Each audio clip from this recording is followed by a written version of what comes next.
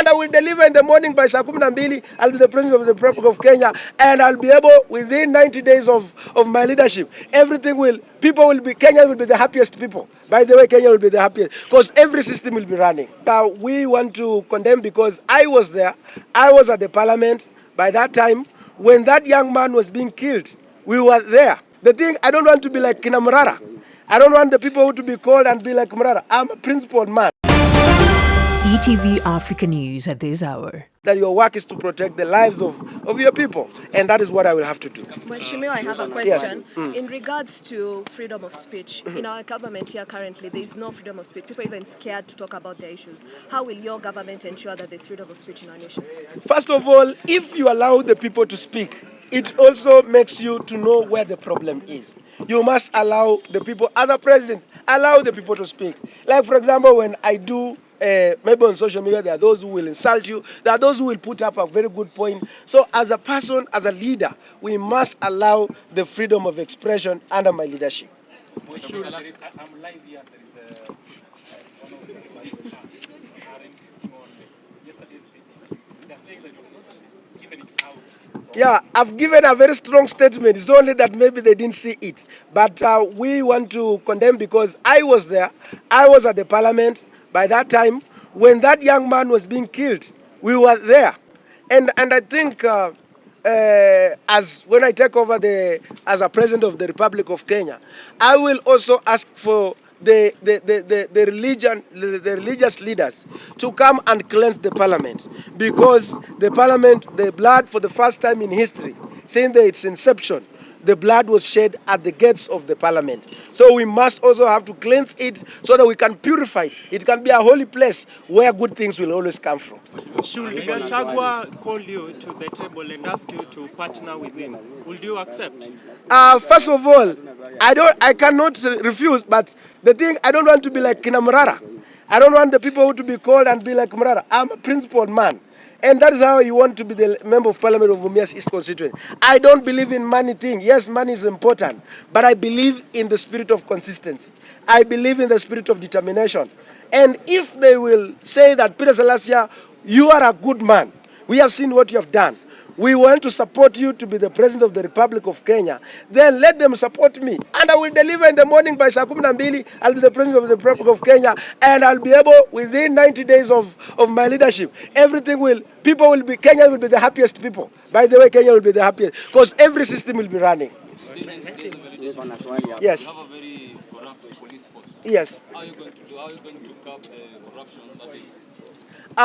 I think that is a very important, because you see there was that Maraga report that was done before, was tabled, but because of many reasons it has not been picked. It has not started it off because they believe, and we must get to know what makes the police in this country to be corrupt. Look at the United States of America. The police have been given the mandate even to vote and even to endorse the leadership. So we must also allow the police people also to contribute in the leadership of this country. So I will bring the freedom in the police, and so that they can also be talked and be able to free to talk about the issues. From the perspective of a resident in Mumias East, you have done so much, and probably they expect you in your second term to do again what they really expect of you. Now that you are leaving them, you're going for the top seat. Somehow they are skeptical and saying, okay, if you don't take this seat, where will you be? What will be the fallback position? First of all, what we are doing is that we are going around this country. I'm going around and talking to the young people, to the mothers, to the dreamers, every person who is dreaming for a better Kenya. If they will accept me to go, I will say yes.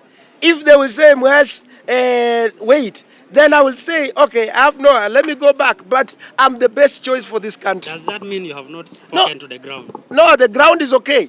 The ground, because I've told them that the oil has already been poured on me from the clouds, from the heavens. So they have allowed, they say that, go ahead. But if they bring whatever they see that you are not, then come back to us. But I have faith in that we are going to pick this thing very early. Honorable, niko na swali hapa. Yes. Na mimi najiuliza hivi, sababu wewe ni MP. Do you feel that Kenya tuko na deni ya China kweli? Mimi hiyo swali nimeishi kuiuliza mimi kwangu kwa moyo wangu. Sababu nikiangalia hakuna vile venye naweza kuwa na deni yako, alafu tena bado sijamaliza kulipa deni yako, alafu tena narudi na kukopa. Na tunaonanga huko China unapata tulikuwa na ile deni yenye ilikuwa imeachwa na the previous president Uhuru Kenyatta.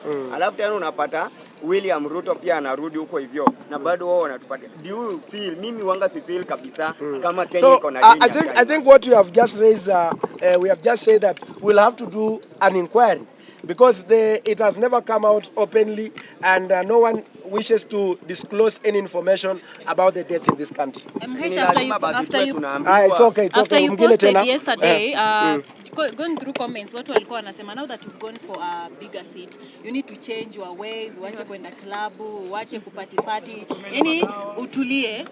I think that is a very important thing now because you see now, let me tell you one thing. Because you see, what you have just said is very okay. And what I'm going to do going forward, first of all, I'll also have my own time. I know my time to work. I know my time to have my own time. So I will have my own time. I will not post myself having my own time. I will not post because right now I'm presidential. So, but I have time. Some people, they make bad decisions because. So if you are stressed up, you make bad decisions. Alafu Salasya hapa hivi ukiangalia Ngoja atulia nani tu wewe umeuliza twende kwingine. Ule alikuwa anauliza. Boss wanasumbua. Huyu hata si wa media.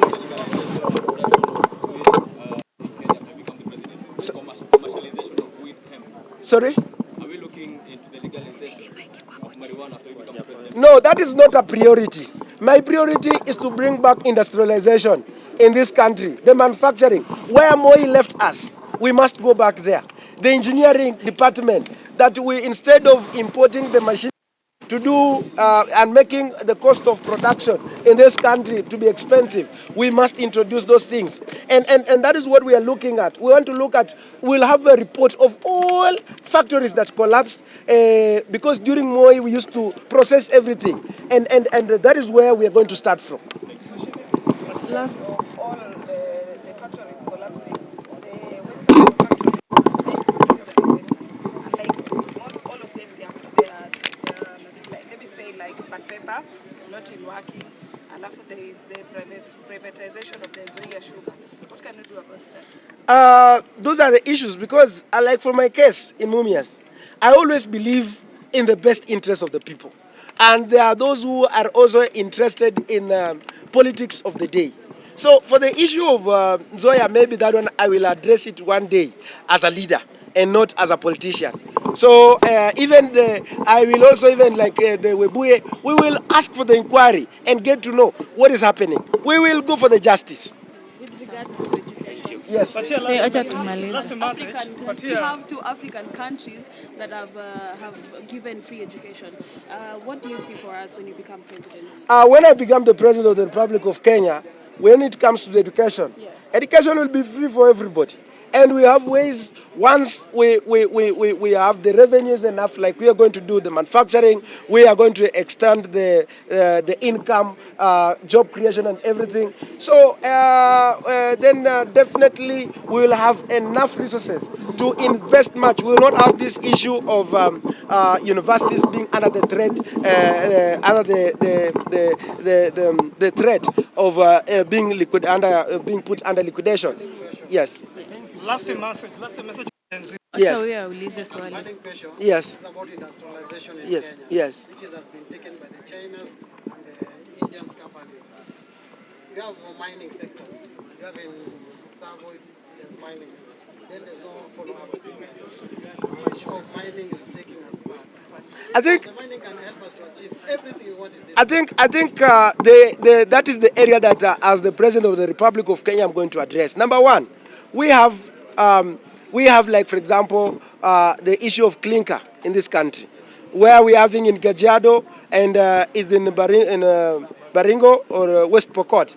We must get the value because when we introduce the clinker, and it's in Ukambani, a lot of it, but because it's benefiting a few individuals in this country.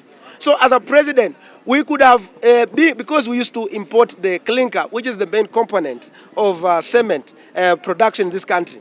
But you find like after even coming up with our own clinker, the prices of cement still went back up to around 900 right now, when it used to be 750 when we used to import the clinker. So as a president, I'll have to address it so that this cement has to go back to 500 or 400, and it's possible. We have what you call the O in Bere, and the O in Bere, which means that we can be able to produce our own steel, and nothing is happening there.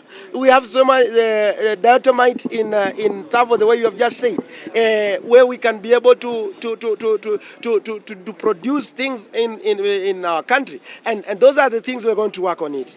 Thank you so much. Asante. Thank you.